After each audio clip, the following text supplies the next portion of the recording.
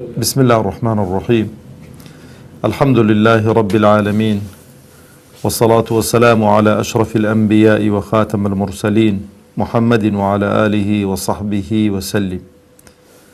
ربنا اغفر لنا ولإخواننا الذين سبقونا بالإيمان ولا تجعل في قلوبنا غلا للذين آمنوا ربنا إنك رؤوف رحيم آمين. خوشحاڵم برایانی بەڕێز و خۆشەویست کە لە حەڵقەیەکی تر لە بەرنامەی توێشی ڕوح بە خزمەتتان دەگەمەوە. خوازیارم خوای پەروەردگار تەبارەک و تەعالا و بەرنامەی بخاتە تەرازوی حەسەناتمان و تەرازوی حەسەناتمانی پێ قورس کاتن، عاقیبەت خێرمان بکە، سەربەرز و سەرفرازی دنیا و قیامەتمان بکە، بە موسڵمانی بمانژێنێ، بە موسڵمانی بمان برێنێ، بە موسڵمانی زیندیمان بکاتەوە ئینشاء الله تعالا. برا شیرنەکانی خۆم، هەر لە توێی بەکەمگرتنی دنیا و نیشاندانی کەمی دنیا کە گوتمانیەکێکە لە هۆکارەکانی توێشووی ڕوح و تەزکیەی نەفس و یەکێکە لە هۆکارەکانی تەشجیعکردنی ئینسانی ئیماندار بۆ کردەوەی چاک و بۆ هەنگاوی باشنان، چونکە ئینسان کاتێک دەست لە شتێک هەڵدەگرێ ئەگەر بەدیلی باشتری هەبێ، ئینسان کاتێک دەست لە شتێک هەڵدەگرێ ئەگەر شتی چاکتر و باشتری دەستکەوێتن. ئیمانداران بۆ دەستیان لە دنیا هەڵگرتووە، بۆ طموحی دنیایان زۆر نییە، بۆ زۆر شەڕ لەسەر دنیا ناکەن، بۆ زۆر چێشمە چێشمی مەلەذات و ئەوانەیان نییە، شتی چاکتر و باشتریان پێدراوە لەلایەن خوای پەروەردگارەوە تەبارەک و تەعالا، وعد و بەڵێنی خوای پەروەردگاریش هیچ شک و گومانی تێدا نین. ئەوجا پێغەمبەر عەلەیهی سەڵات وەسەلام دەربارەی کەمی دنیا و دەربارەی بێنرخی دنیا دەفەرمێ کە سەهلی کوڕی سەعد دەژێڕێتەوە لە پێغەمبەری خوا عەلەیهی السەڵات وەسەلام، دەفەرمێ لەو كانت الدنيا تعدل عند الله جناح بعوضة ما سقى كافرا منها شربة ماء. ئیمامی تورمودی ئەو فەرمودەیە ڕیوایەت کردووە و بە سەنەدێکی صەحیح، و شەیخی ئەلبانی دەفەرمێ ئەو فەرمودە صەحیح لغەیریه، و هەندێک ڕیوایەتی دیکە هەن کە تەقویەی ئەو فەرمودە دەکەن. دەفەرمێ ئەگەر دنیا لای خوای پەروەردگار تەبارەک و تەعالا قیمەتی باڵا پێشولەیەکی هەبایە، یعنی با پێشولە بەخۆی هیچ نییە، وانە بی بە بازاری بزانە بە چەند لێ دەکڕن پێشولەی، هەرکەس ئاوڕشمان لێ ناداتەوە. ئەدێگە پێشولەکەی نەبێ باڵێکی پێشولەکەی ببەی، هەر موسیبەتەکە گەورەترە. جاخوای گەورە تەبارەک و تەعالا دەفەرمێ، گەر لای پێغەمبەر دەفەرمێ عەلەیهی سەڵات وسەلام، مەگەر لای خوای پەروەردگار تەبارەک و تەعالا دنیا قیمەتی نەک پێشولەیەکی باڵێکی پێشولەی هەبایە، لێ نەدەگەڕا ئینسانی کافر و بێ باوەڕ قومە ئاوێکی لێ بخواتەوە. ئەوە دەلالەت لەسەر چ دەکات؟ دەلالەت لەسەر بێبایەخی دنیا دەکات لای خوای پەروەردگار تەبارەک و تەعالا. لەبەرەوە خوای پەروەردگار تەبارەک و تەعالا شتێکی کاتی و مەلەذاتێکی کاتی بەڕاستی ئینسان ئەگەر زۆر بە دیقەت لێی ورد بێتەوە، بە دیقەت فکری لێ بکاتەوە، ئەوە زۆر گرنگی پێناداتن و هەوڵ و کۆششی بۆ چ دەبێ؟ بۆ دواڕۆژ دەبێتن. برا بەڕێزەکانی خۆم، تەفسیری زۆر کراوە بۆ زوهد، بەڵام یەکێک لە پیاوچاکان دەفەرمێ هەر کەسێک سێ خاڵی تێدا مەوجود نەبن ئەوە زاهید نییە لە دنیا. با بەخۆش بڵێ زاهیدم، با بەخۆش بڵێ دنیا بە هیچ نازانم، بە سێ خاڵیان داناون. ئەو سێ خاڵە ئەتوانم بڵێم یەکلاکەرەوەن. هەر کەسێکمان ئەو خاڵانەی تێدا مەوجود بوون، ئەوە ئەگەر پێشیوە دیار نەبێ پێویست ناکەوە بڵێ لای خوای گەورە مهمەوە بە زاهید لە قەڵەم بدرێتن. زاهید یعنی چی؟ یعنی دەست هەڵگرتن لە شتێکی پڕ و پوچ، لە شتێکی بێبەها، دەستگرتن بۆ شتێکی گرانبەها و شتێکی هەمیشەیی و شتێکە سود و قازانجی زیاترت پێ بگەینیتن. یەکەم خاڵیان دەفەرمێ ئەن یەکونە العەبد بما في يد الله أوثق منه بما في يد نفسه. ئینسانی ئیماندار دەبێ یەقینی هەبێ ئەوەی کە لە لای خوای پەروەردگارە تەبارەک و تەعالا مسۆگەرترە بۆ ئەوی لەوەی کە لە دەستی خۆیدایە. سیقە و متمانەی بەوەی کە لە لای خوای پەروەردگار زۆر زۆر زۆر زۆر زۆرترە لەوەی کە ئێستانەکە هەیەی. ئەوە مهمە. ئینسانی ئیماندار دەبێت سیقە و متمانەی بەو وعد و بەڵێنانە هەبێ کە خوای پەروەردگار تەبارەک و تەعالا بە عەبد و بەندەکانی خۆی داوە. و ئەو سیقە و متمانە دروست بوو ئینسان چ دەکات؟ طموحی زیاد دەبێتن، کردەوە عەمەل زیاد دەکاتن. تەماشەکەن سەحابەیەک لە خزمەتی پێغەمبەردا عەلەیهی سەڵات و لەیەکێک لە غەزەواتەکان وەصفی بەهەشتی بۆ دەکا، کە وەصفی بەهەشتی بۆ دەکا باش بەو ڕازاییە و بەو ڕازاوەی و بەو خۆشی و خۆشگوزەرانی و نیعمەتانە و دەفەرمێ ئەی پێغەمبەری خوا عەلەیهی سەڵات وسەلام ئەو وەصفەی کە تو بۆ مەی دەکەی ئێمە لە مابەینی ئێمە و بەهەشت چییە؟ فەرمووی ئەوەیە کە ئینسان جیهادی کرد، لە جیهادێدا ڕوبەڕووی دوژمن بوەستێتەوە، شەهید ببێتن و پشت لە دوژمن نەکاتن. لەو حاڵەتانەدا کە پێغەمبەری خوا عەلەیهی سەڵات وسەلام ئەو قسانە دەکات چەندن کە خورمایەکی لە دەستیدا دەبن دەیان خوا دەفەرمێ بەخین یعنی ئەو کەلیمەیە بۆ چییە؟ بۆ قازانجی زۆر بەکاردێتن. دنکە خورماکەن جا دەڵێ تا منەوانە تەواو دەکەم زۆرم پێدەچێتن، زۆر دەمینمەوە لێرانە. ئەها دەست هەڵگرتن لە شتێکی بێبەها و دەستگرتن بە شتێکی پڕبەها و گرانبەها. گوتمان دنیا تەشبیه کراوە بە بەفرێک لەبەر ڕۆژ دانرابێ هوردە هوردە لی دەتەوێتەوە، وەکو ئەو قوتبانەی کە ئێستانەکەەوە هاواریان لێ هەستاوە خەڵکی هوردە هوردەکە گەرما داهات ئەو قوتبانە دەتەوێنەوە و قیامەتیش وەکو جەوهەرەیەک پیشاندراوە کە لە هەر شوێنێکی دانی بەس دەدرەوشێتەوە. دەفەرمێ خورماکانی فڕێدان و جیهادی کرداوەکو شەهید بوو. بەس لێران یەک شتێم پێم خۆشە گەلێک زار ئەو شتانە دەبێ ئینسان ئاگای لێبێ. ئایا مردن لە پێناو خوای پەروەردگاردا گەورەترە یان ژیان لە پێناو خوای پەروەردگاردا گەورەترە؟ گومانتان نەبێ ژیان لە پێناو خوای پەروەردگار گەورەترە. ئەگەر مردن گەورەتر بایە و هەدەفی ئینسانی ئیماندار هەرچی ئیماندار بێ دەبێ بڵێ بمرم لە پێناو خوادا، ئەوە پێغەمبەری خوا عەلەیهی سەڵات وسەلام لە غەزوەی بەدری کوبڕا دوعای نەدەکرد نەیدەگۆ خوایە گەر ئەو عیسابەیە لە بین بەیجارێکی دیکە ناپەرستری لەسەر زەوی، دەگۆ خوایە هەمانمان بۆ خۆ ببەوە، خوایە مە هاتووین هەمان وەچێ گۆتی دەستیان بە خۆدا شۆڕ دەکردن و تا دوژمن دەیکوشتن بۆی زوو بگەنە بەهەشتێ. گرنگۆ ئینسان ژیانی لە پێناو خوادا بێ، کە تو ژیانت لە پێناو خوادا بوو خوای گەورە مردنێکیش بە قسمت دەکا لە پێناو خۆیدا. جا مردن لە پێناو خۆیدا شەرت نییە هەر لە بۆ ڕوبە ڕووبوونەوەی دوژمنان و لە جەنگ و جیهاد و ئەوانەدا بێ، نە، ئەوە بەشێکێتیش. بەڵام ئەو کەسەی کە ژیانی لە پێناو خوادا ئەگەر لەسەر جێگاش بمریتن هەر لە پێناو خوای گەورەدا مردووە. ئەوە زۆر گرنگە ئەو دەستەواژە ئینسان بۆ خوا بژێ کە تو بۆ خوا ژیای خوای گەورە مردنێکت بە قسمت دەکا کە بۆ خوایە. ئەو جەبرا بەڕێزەکانی خۆم ئەوە قووەتی یەقین زیاد دەکا کە ئینسان گومانی نەبێتن بەو وعد و بەڵێنانەی کە خوا پێیداوی.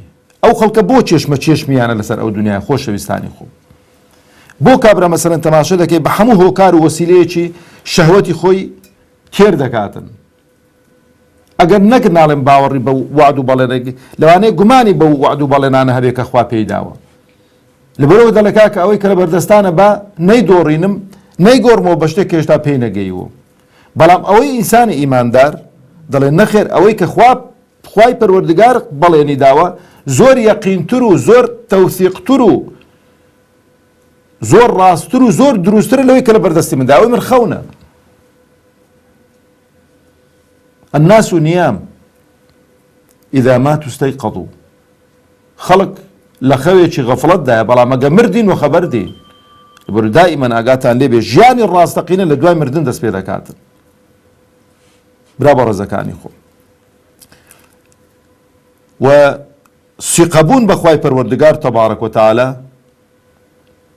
سیقەبوون بەخوای پەروەردگار تەبارەک وتەعالە و بێئومێد بوون لەوەی کە لە دەستی خەڵکیدایە ئینسانی بەرز دەکاتەوە، تەزکیەی نەفسی ئینسان دەکات، چاوت لە دەستی خەڵکی نەبێ، تموحت لە سەرۆت و سامانی خەڵکی نەبێ و یەقینت بێ ئەوەی کە لای خوای پەروەردگارە. بۆ ئەگەر لێرەش فەقیر بی، لێرەش هەژار بی، لێرەش نەدار بی، لێرەش دەردەدار بی، ئەگەر ئینسان لێزان بێ، عاقڵ بێ، لەوێن دەرێ پێشی زۆر خەڵکێکی دەکەوێتەوە کە دەوڵەمەند بووە، کە دەردەدار نەبووە، ئەو لەوێن دەرێ فەقیر دەبێ و دەردەدار دەبێ. ئەگەر بۆ خوا نەسوڵحا بێت و لێرانە لەوێن دەرێەوە پێشەوی دەکەویەوە کە بە هەمیشەی ئایا ئینسان کاتێکی کەم لە تەمەنیدا فەقیر و هەژار و دەردەدار بێ باشترە، یان بە هەمیشەیی هەتا فەقیر و هەژار و دەردەدار بێ، کامەی باشترە؟ بەخوا هەموو ئینسانێکی عاقڵ دەڕێ وەڵای کاتێکی بەرۆژ تەماشەکە خۆخوای گەورە تەبارەک وتەعالە نەیکردۆتە عادەت ئەوانەی کە ئەهلی ئیمانن بڵێ هەمووی دەبێ فەقیر و هەژار و نەدار و دەردەدار و هەمووی بەردەوام خەریکی گریان و فیغان و واوەی لابن. نەوەڵڵا، یعنی هەتا ئینسانی ئیمانداریش تەماشەکە، یعنی زۆربەی زۆری کاتەکانمان هەر خۆشی و نیعمەت و خۆشگوزەرانی و ئەوانن، بەڵام ئەگەر ئەو خۆشی خۆشگوزەرانیانش بێی بەراوردکەی بە خۆشی خۆشگوزەرانیەکانی دوا ڕۆژ، ئەوە هیچ نییە، وەکە گاڵتەجاڕی منداڵانە. ئەو جەبرا بەڕێزەکانی خۆم یەکێک لە پیاوچاکانیان پرسی ڕەحمەتی خوای لێبێ، فەرمویان ئەتۆ لە فەقیری ناترسی؟ ئەو زۆر مهمە. ئینسانی ئیماندار خۆی تەسکیەی ڕوح بە چ دروست دەبێ؟ خۆشەویستانی خۆم، بەسی قەومتمانە دروست دەبێ بەخوا. خەڵک بۆ تووشی گوناه و تاوان دەبێ، کۆمەڵە شتێکن، یەکێک لەوانە مەسەلەی ماڵە، مەسەلەی فەقیریە.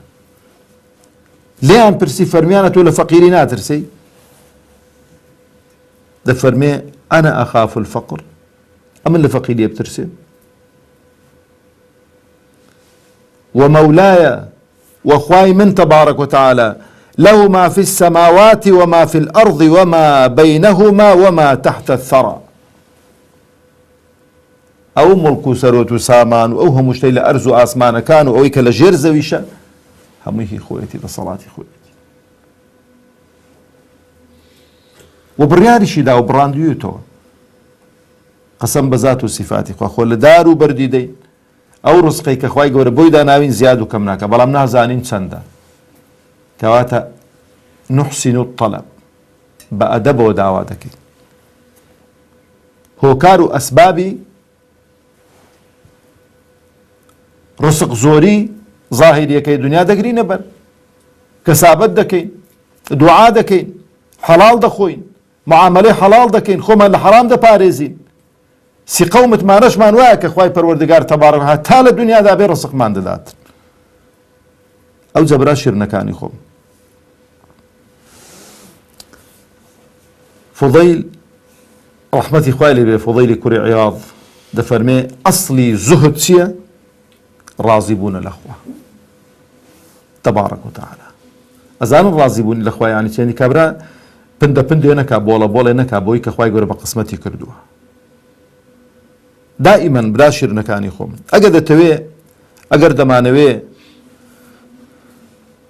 ئینسان زاهید بێ، خۆی نەشبهێنێ بە خەڵکی لە خۆی لە سەر و تر لە ئوموری دنیا، ئەو زۆر زۆر مهمە.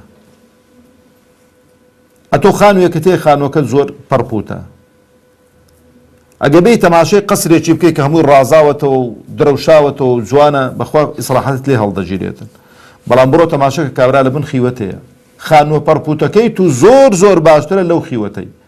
ئەوەی کە لە بن خیوەتەکەیە ئەگە بێ مەسەڵەن قیاسی بکا بەوەی تو زۆر ناڕحەت دەبێ، بەڵام با بزانێ کە خەڵکێکی دیکە ئەو خیوەتەشی دەست ناکەوێتن، لە بن بەردێکی، لە بن دارێکی، لە بن ئەشکەوتێکی ئاکەوتووە. ئەوجا ئەتۆ لەوانەی خانوێکی چاکە دەستکەوت بێ بەکرێ، بەڵام هیوایە کرێەکەی پێ نادرێ، خانووەکەشیان دەست ناکەوێتن. کەواتە برا شیرنەکانی خۆم لێرانە زانایان ڕەحمەتی خۆیان لێبێ زۆر هاتوون لەسەر ئەو قەزیە بە تایبەتی ڕازی بوون لە خوای پەروەردگار و متمانە بوون بە خوای خۆت تەبارەک و تەعالە ئەسڵی تەسکیەی نەفس دروست دەکاتن. ئەو جابرا شیرنەکانی خۆم دەفەرمێ هەر کەسێک کە زاهید بێ، هەر کەسێک کە دنیا بەکەم بگرێ بەو خوای لە هەموو خەڵک دەوڵەمەندترە لە دنیا، بۆ چکە قەناعەتەکەی بۆ دروست دەبێت. ئەو قەناعەتت کە بۆ دروست بوو خوای گەورە تەبارەک و تەعالە بە قسمەتت تۆ کردو پێ ڕازی، پەل بۆ ولاو لا ناهاوی. واوەی کە خوای پەروەردگاریش بە قسمەتی کردبی پێت دەگاتن.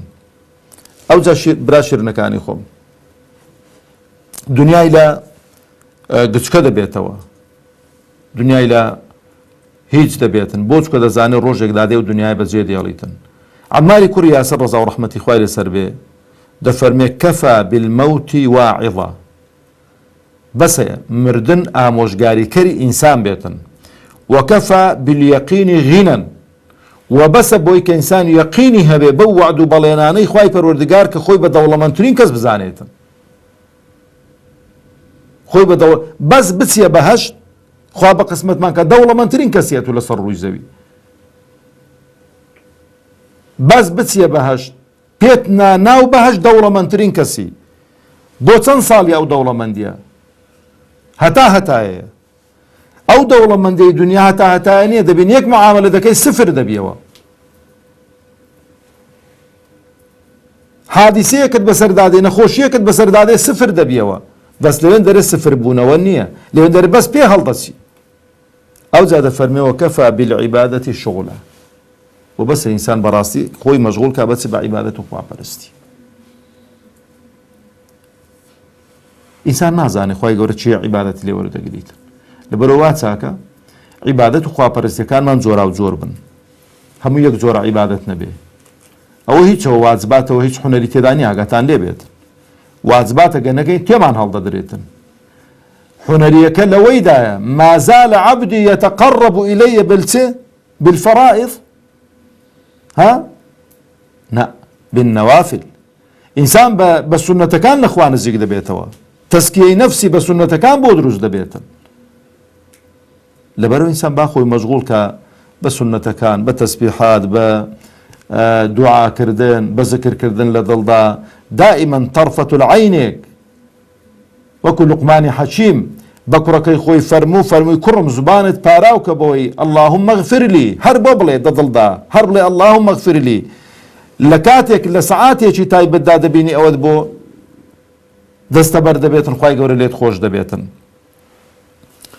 ئەو جەبرا بەڕێزەکانی خۆم ڕازی بوون لە خوای پەروەردگار، یان یەقین بوون بە وعد و بەڵێنەکانی خوای پەروەردگار ئەوەیە کە خوای پەروەردگار تەبارەک و تەعالە نێی خەڵکی ڕازیکەی بە تووڕەبوونی خوا، نەی خەڵکی ڕازیکەی بە تووڕەبوونی خوا. واتە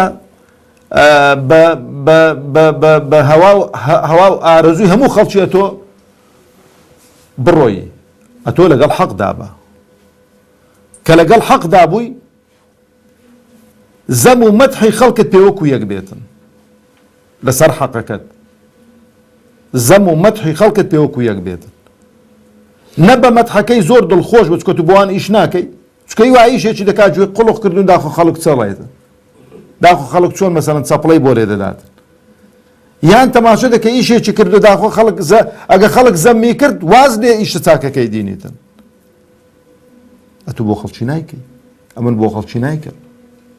لەبەرەوە لێتان وەسیەت بێ ئەو ئیشە جەماعیەی کە دەشیکەین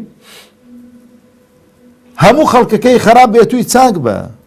ئەمە گەلێک زار دەڵێم ئەو کاروانە ئیسلامی دەتوانین بکەینە سەفینەی نوح، بەڵام بەخوا ئیواشێ لەگەڵماندایە هاواری دەکەی ئرکەب مەعەنا، سواری سەفینەکەی نابی، دەڵێ سەئاوی ئیلا جەبەلین یەعسیمونی من الماء، بەڵام لا عاصیمە لئەمری الله. کاتەکەمان کۆتایی هاتوو، بۆ دەرسی داهاتوو بەردەوام دەبین لەسەر ئەو بابەتە. وصلى اللهم على محمد وعلى آله وصحبه وسلم.